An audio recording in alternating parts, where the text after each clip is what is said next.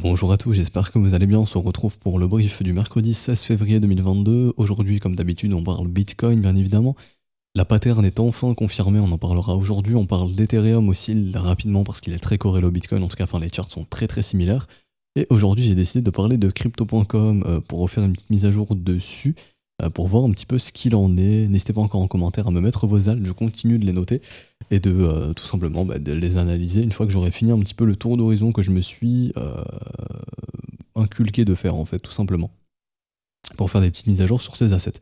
Alors du coup, le Bitcoin, la pattern est enfin validée. Comment valider la pattern?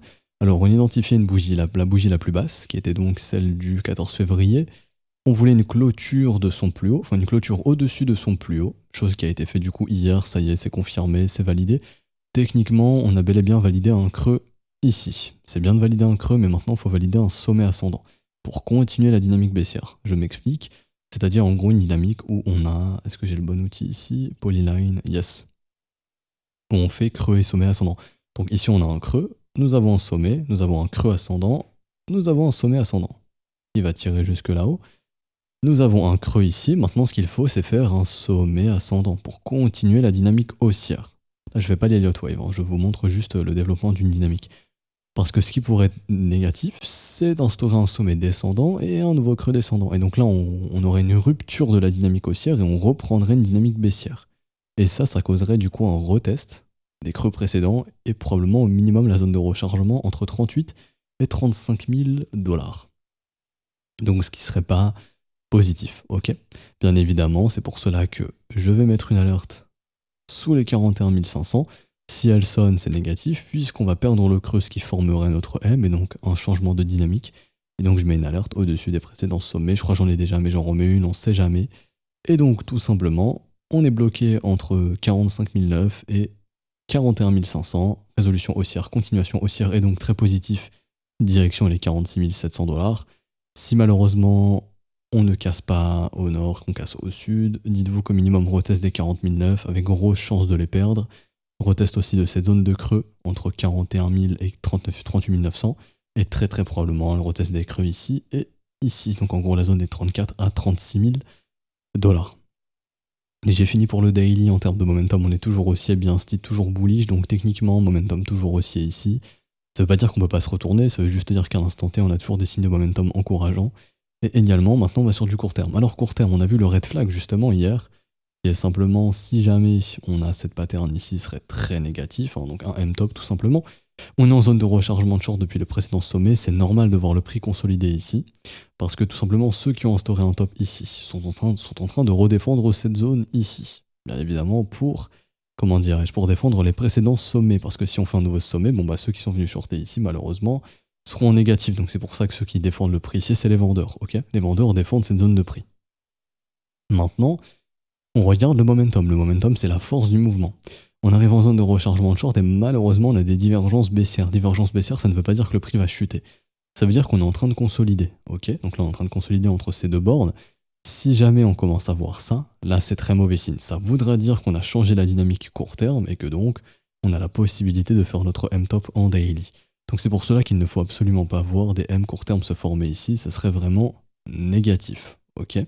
Pour l'instant, il n'y a aucun signe de M, donc notre marché consolide. Très bien. Idéalement, macroéconomiquement, on peut ajouter un événement plutôt intéressant, c'est que Poutine a retiré quelques troupes à la frontière de l'Ukraine, donc les tensions peuvent s'estomper, ou en tout cas que les risques de guerre peuvent s'estomper. Donc le marché peut bien le prendre, bien évidemment, les assets à risque peuvent bien le prendre, et c'est un événement plutôt positif. On a toujours la hausse des taux qui est imminente et qui pourrait mettre un coup de massue au marché. Bien évidemment, pour l'instant, on est toujours dans l'attente de cette information, en fait, de savoir de combien sera la hausse des taux. Également, ici, c'est ce qui fait en gros, comment dire, que les tensions que nous avons, donc une fois que la hausse des taux aura été faite, on aura eu la hausse des taux et la tension s'estompe. Donc techniquement, c'est une bonne chose, ça peut redonner de la confiance dans les marchés et donc redonner de la confiance dans les assets à risque. Et également, quand on regarde tout ce qui est actions, Coinbase, Riot, Mara, etc., donc des actions blockchain, enfin qui tournent autour des cryptos et de la blockchain, Coinbase, ça reste assez bullish. Si on vient au-dessus des 218 $, c'est plutôt bullish, donc ça, c'est un truc que j'aimerais voir. Et Riot qui continue ses W toujours, donc pas de reprise de dynamique baissière ici, c'est toujours bon signe. Et Mara également, donc on a toujours des dynamiques haussières sur les stocks blockchain, ce qui est plutôt encourageant. Le dollar index qui refaiblit un petit peu. Ici, voilà, ce que j'attendais une fois, comme je vous expliquais, c'est en gros, on est venu chercher les liquidités au-dessus du sommet ici, donc des sommets ici, hein, des M. Et si jamais on reprend des M, par contre, cette fois-ci, c'est extrêmement bearish. Ça voudrait dire en gros qu'on est juste venu chercher les liquidités des shorts, donc tous les mecs qui avaient shorté ici, que la smart money s'en est servi pour exit, en gros, grâce à ces liquidités de short pour prendre des profits, voire eux-mêmes filent des shorts.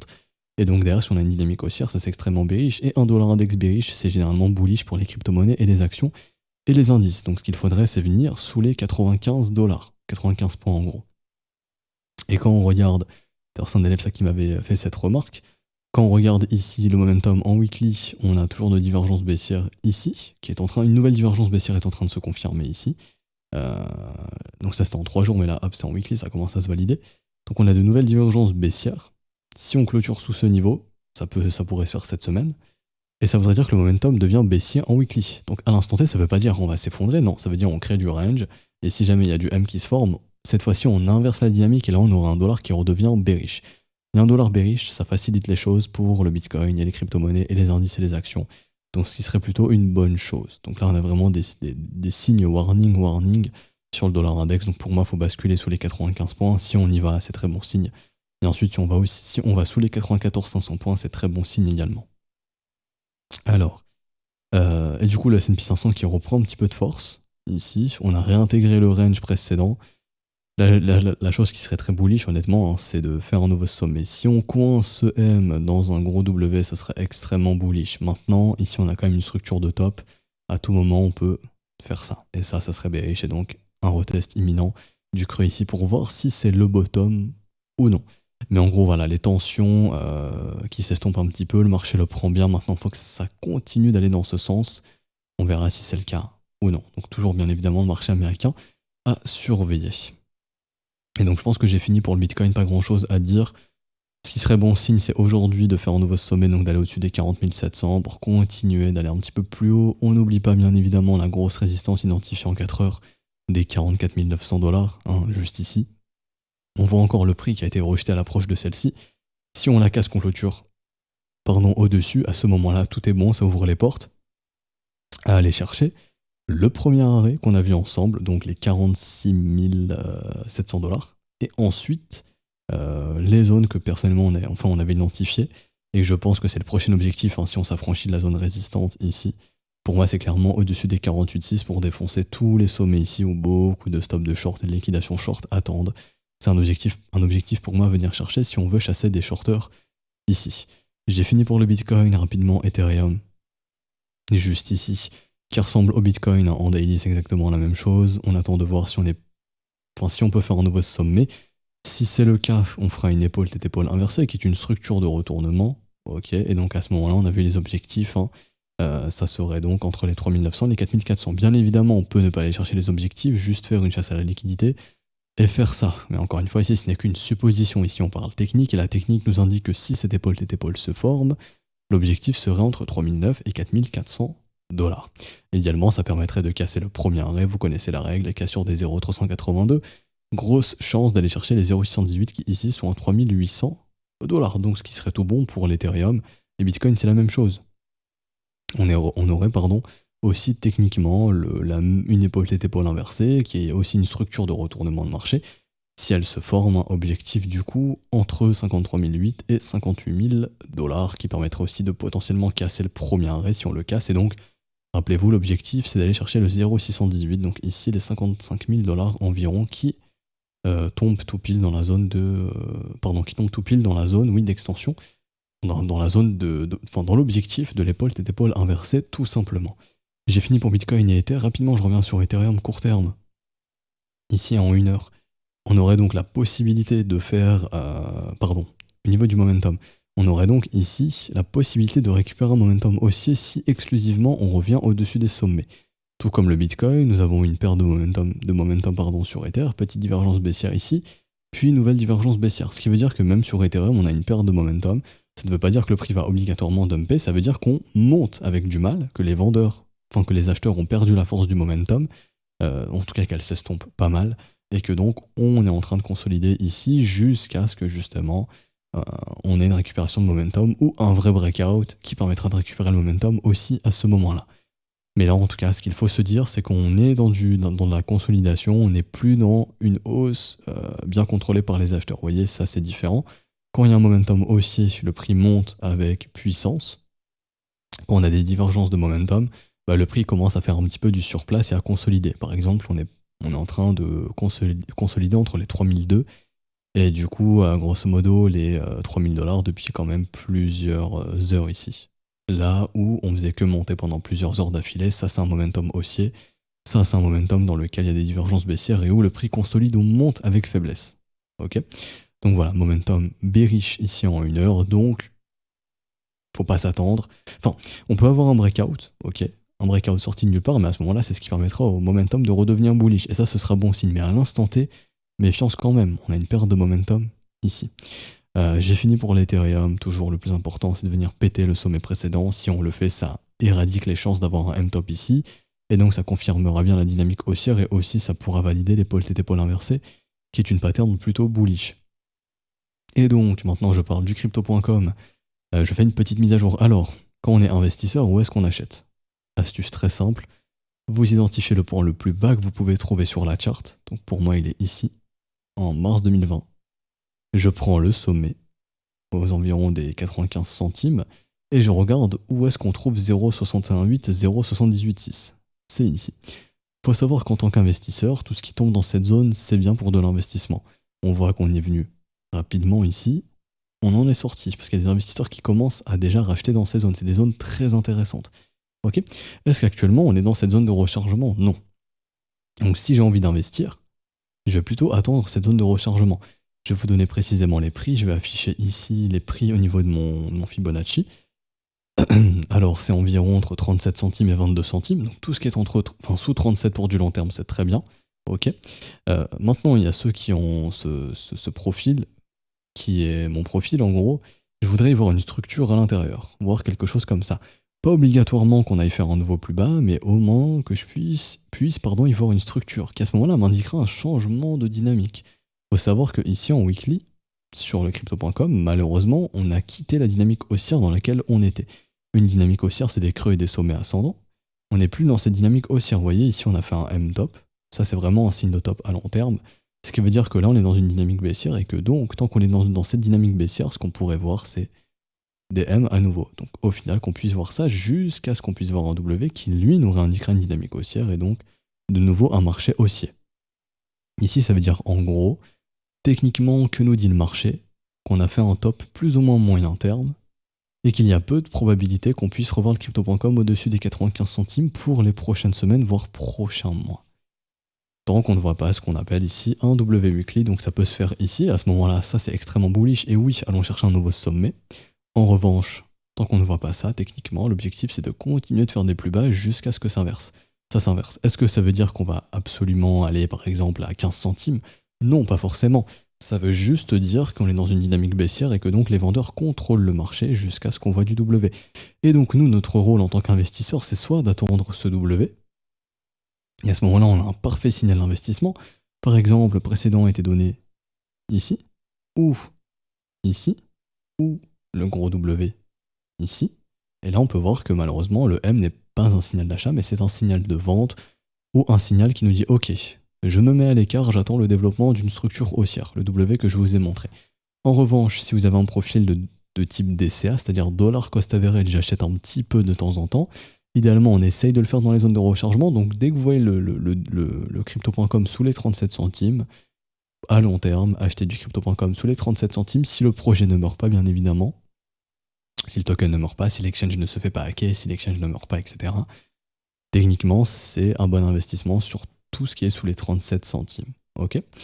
Sinon, la façon la plus safe, la façon la plus sécure d'entrer, c'est d'attendre le W ici, comme on l'a eu précédemment, comme on les a eu précédemment, qui sont d'excellents signaux d'investissement. Et donc là, actuellement, en daily, on prend le top, le bottom, on regarde jusqu'où on a retracé. On est sous le premier arrêt, rappelez-vous, tant qu'on est sous le premier arrêt, l'objectif aussi, c'est d'aller faire un nouveau plus bas. Si jamais ce premier arrêt cède ici et qu'on a un rallye, méfiez-vous de la zone de rechargement de short. Parce qu'ici, on a clairement des whales qui ont réussi à retourner ce mouvement très fort et qui aiment bien distribuer dans ces zones. Donc ici, si, et je disais la même chose hier sur l'asset qu'on a analysé hier, si vous avez acheté du crypto.com dans la hype vers les 80 centimes, vers les 90 centimes, sans trop savoir pourquoi, parce que vos potes étaient en train de faire des profits, ce qu'il faut faire ici, c'est décharger votre bague. C'est-à-dire, en gros, je réduis mon risque sur le crypto.com dans cette zone. C'est une zone qui est faite pour ça. Ici, ceux qui ont acheté des crypto.com à long terme, par exemple ici, les whales vont en profiter pour probablement revendre vers ces zones de prix ici. Ok ? Donc, tout simplement, si on revient ici, que vous avez acheté sans trop de raison, dites-vous que c'est une bonne opportunité que vous fait le marché pour sortir de vos crypto.com, pas tout vendre, mais par exemple 70-80% de vos crypto.com, pour sortir d'un mauvais trade, pour tenter ensuite de racheter dans une bonne zone, donc la zone de rechargement d'achat cette fois-ci, là où la zone de rechargement de short est plutôt faite pour chercher des shorts ou pour prendre des profits ou sortir d'une position dans laquelle on est entré pas professionnellement, c'est-à-dire sur un mouvement vertical. Idéalement, le volume profile est un excellent outil qui permet d'identifier de bonnes localisations, c'est-à-dire jusqu'où mon marché peut aller, c'est-à-dire en gros quelles sont mes zones d'accumulation et quelles sont mes zones de creux, c'est-à-dire en gros des zones dans lesquelles on a eu peu de business et où le marché peut revenir. De ce qu'on voit ici, c'est que la zone d'accumulation s'est faite ici. Ok. Et où sont les zones de creux ? On en a une jusqu'aux environs des 33 à 26 centimes. Donc ça, c'est ce qui m'amène à penser que cette zone ici est très intéressante, d'y mettre des ordres, se dire ok, si on revient ici, je peux tout simplement avoir une bonne localisation parce que j'ai un bon creux de liquidité et je sais que mon marché a de grandes chances de revenir proposer du business dans cette zone. Donc là, je vais vous la mettre entre petits pointillés. Ça, c'est vraiment des outils très précis qui nous permettent qui permettent de pas de donner avec certitude des bonnes localisations, mais de se dire ok, c'est une zone dans laquelle j'ai eu peu de business, donc j'ai de grandes chances que mon marché puisse y revenir pour reproposer en fait de la liquidité dans ces zones de prix. Tout simplement. Ok ? Et donc ici, ça correspond entre les 32 et 22 centimes de dollars. Par exemple, je vous montre le Bitcoin en 2020. On va aller sur un Coinbase. Ici. Hop. Mais par exemple, vous regardez le volume profile, je viens en replay ici. Alors, où est-ce qu'il est le replay ? Il est là. Et je vais venir ici. Donc ça, même dans mes briefs à l'époque, il y a 2 ans, j'en parlais. Mais quand on identifie des creux, ça nous permet de se dire ok, c'est une bonne raison de localisation. Et en gros, pourquoi ces creux sont intéressants ? Parce que ces creux permettent de capturer beaucoup de liquidité pour des gens qui sont très riches, qui ont besoin de gros montants de liquidité. Et donc ici, on avait un creux géant entre les 7100 et les 5200, mais surtout un creux géant entre 4100 et 5000 dollars. Et pourquoi, bizarrement, le crack Covid s'est arrêté parfaitement dans cette zone de creux, donc ici ?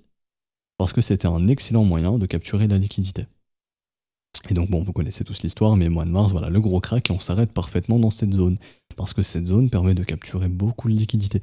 Pourquoi ça ? Je rentre rapidement dans les détails, parce qu'un creux dans le volume, enfin en gros un creux dans le volume profile s'est matérialisé par 2 extrémités, c'est-à-dire une grosse zone de volume ici et une grosse zone de volume ici. Tout simplement, la grosse zone de volume à 5002, ça traduit le support d'ici. Sous un support, il y a quoi ? Il y a des stops, des stop loss, des stop loss qui peuvent être rachetés, des stop loss d'acheteurs. Donc un stop loss d'acheteur, ça fait une vente. Une vente, ça peut être acheté par quelqu'un. Donc dans ce creux, on sait que ici, il y a la grosse zone d'accumulation à laquelle on ne touche pas normalement. Et ici, en gros, je vais clean ma chart, mais en gros, là, ici, on a le creux. Donc là, on a le support. S'il cède, on sait qu'il y a beaucoup de stops sous ce support. Donc sous ce support, il y a beaucoup de stops. Et on sait qu'en dessous, on a une grosse zone d'accumulation. Donc le creux, ça permet justement de capturer les liquidités restantes pour accumuler. Et donc c'était parfaitement dans cette zone, c'est pour ça que le Bitcoin s'arrête ici, et aussi qu'il n'est pas allé sous son point de contrôle. Donc le point de contrôle, c'est le point de volume le plus important. Ici au niveau des 3800, c'est là où on a eu le plus gros de l'accumulation, là où justement les whales n'ont plus d'intérêt à vendre, et surtout des prix qu'ils ont intérêt à défendre. Et donc ça, c'est la zone de creux dans laquelle on peut accumuler, pareil ici. Ok, c'est pour ça que les zones de creux sont très intéressantes. C'est des moyens de capturer beaucoup de liquidités. Tout simplement. Et donc c'est pour ça que sur crypto.com, ça vaut le coup de laisser des ordres traîner ici, si jamais on y revient. Tout comme on voit qu'on a un creux ici, je dis pas qu'on va y revenir, mais si jamais on y revient, excellent zone d'achat. Je dis pas qu'on y revient, mais entre 7 et 14 centimes, pareil. Sur un mouvement panique, catastrophe, on sait jamais, si vous pouvez en choper là-bas, vous serez les gagnants, vous aurez de très bons prix d'accumulation. Encore une fois, je ne dis pas qu'on va y revenir. Je trouve beaucoup plus réaliste de revenir entre 22 et 32 centimes si jamais crypto.com continue sa dynamique baissière que de revenir entre 7 et 14. Pourquoi ça ? Parce qu'ici on a quand même de gros montants exécutés, c'est quand même une grosse zone d'accumulation et des gens qui vont défendre ces zones. Alors que cette zone de creux est plutôt, comment dirais-je, plus attractive entre 33 et 22. Et ici, le volume profile nous indique la même chose. Là, vous aurez du mal à voir, parce que malheureusement, il n'est pas coloré, c'est la zone haute, en gros, c'est la value haute. Mais ici, par exemple, on voit qu'il y a eu peu de développement. Pourquoi ça? Parce qu'on a eu une grosse parabole, et donc on n'a créé aucun support. C'est pour ça que la chute est violente, parce qu'on n'a créé aucun support, et donc, tout simplement, c'est ce qui fait qu'on peut littéralement défoncer les prix parce qu'il n'y a pas de support. Et cette zone ici, on a eu peu de volume. C'est une zone qui peut être facilement travaillée. En revanche, cette zone, il y a eu beaucoup de volume, ça, on va avoir du mal à repénétrer dans cette zone, puisqu'il y a beaucoup d'acheteurs ici qui vont défendre ces zones. C'est ça la puissance du volume profile. Ok. Par contre, si on bascule sous les 15 centimes, il y a une proba d'aller jusqu'à 7 centimes, mais ça, c'est si on bascule sous 15 centimes.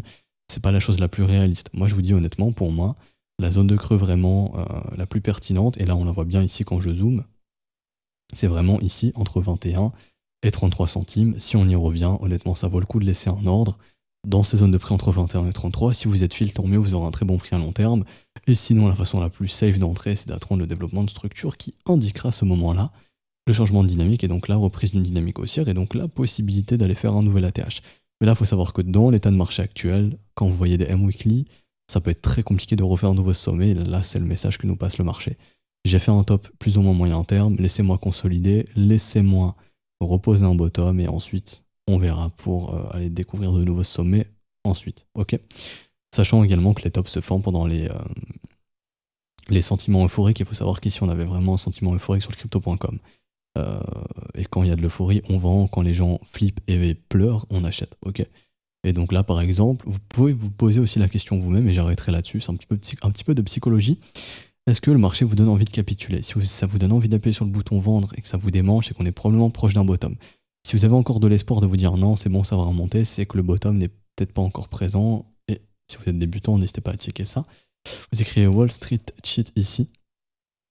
Et ça vous permet en fait tout simplement de trouver la... c'est une pattern psychologique qui se forme très souvent. Et donc là, par exemple, si vous n'avez pas encore envie de vendre, vous dites ok, mon investissement est dans une bonne compagnie, ça va remonter, c'est que vous êtes encore dans le déni, vous n'avez pas encore connu la phase de panique et d'énervement, où vous dites putain, mais qui vend ici? Et la phase de dépression. Et le meilleur moment d'acheter, c'est dans la phase de dépression. Donc on est peut-être encore dans la phase de déni, vous voyez. Donc là, en gros, on a eu le complacency, donc le rebond où les gens ont pu croire que ça repartait, sauf que non, là on est dans le déni, il faudrait attendre la dépression jusqu'à ce qu'un nouveau bottom se pose, etc. Donc si on suit cette pattern, ça donnerait ça en gros. Complacency ici, là le déni, les gens se disent bon ça va remonter, on va refaire un nouvel ATH. Et si on perd ce creux, la dépression qui va arriver jusqu'à ce que le bottom puisse se poser, et là on a le bottom, et là on peut repartir, ok. C'est encore une fois assez spéculatif, c'est en fonction de la psychologie de marché. Si les gens sont déjà déprimés ici, bon, il y a de grandes chances qu'on puisse poser un bottom à partir d'ici. Mais encore une fois, il faut que techniquement ça se montre, et pour que ça se montre, et que techniquement ce n'est pas encore le cas ici sur crypto.com, donc un peu de patience. Si vous êtes investi dans crypto.com, bon déjà, si vous avez investi ici, vous n'avez pas une bonne entrée, donc comme on a vu ensemble, on essaye, si on revient dans la zone de rechargement de short, de sortir de ces mauvaises positions un maximum pour pouvoir acheter à de bons prix. Donc ici, c'est entre 71 et 81 centimes pour revendre. Et pour acheter, bon, on a vu ensemble, tout ce qui est sous 37 centimes, c'est bon. Et ici, le creux dans le volume profile indique que, en gros, la zone entre 25 à 33 centimes est plutôt encourageante et ça va en gros jusqu'aux 21 centimes au niveau du creux.